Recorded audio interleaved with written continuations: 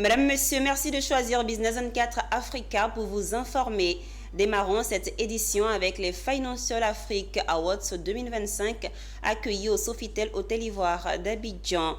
La 6e édition placée sous le thème « Renforcer le partenariat entre le monde arabe et l'Afrique » réunit argentiers, investisseurs et les dirigeants pour stimuler les échanges commerciaux et les investissements entre les deux régions.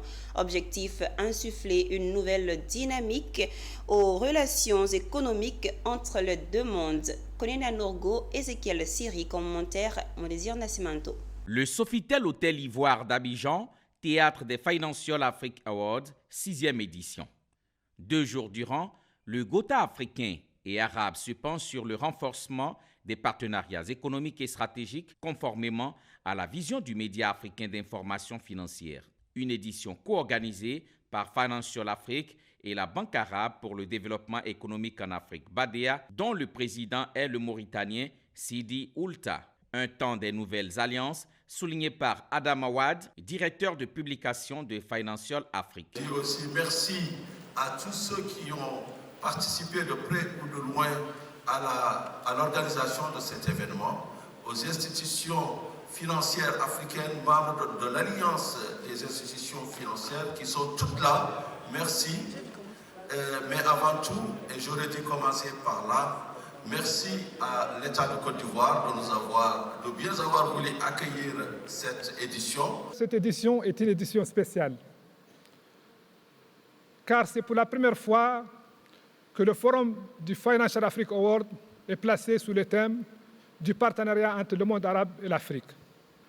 Aujourd'hui, nous sommes appelés à transformer ces relations en relations d'affaires, à accroître le volume des investissements arabes en Afrique et à accroître le volume des échanges commerciaux entre les deux régions. Présente à cette cérémonie, Kabaniale, ministre de l'Économie, du Plan et du Développement, a mentionné plusieurs secteurs pouvant être ciblés pour maximiser le potentiel des deux régions.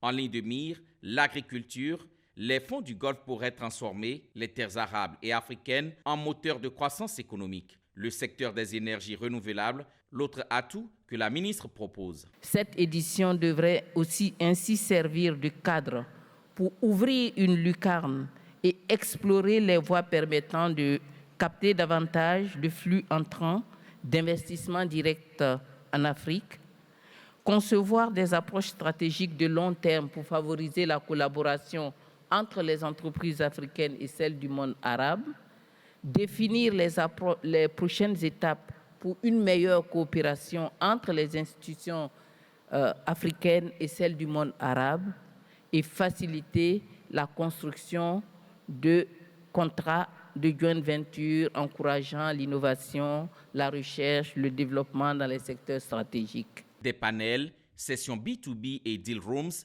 rythment cette rencontre.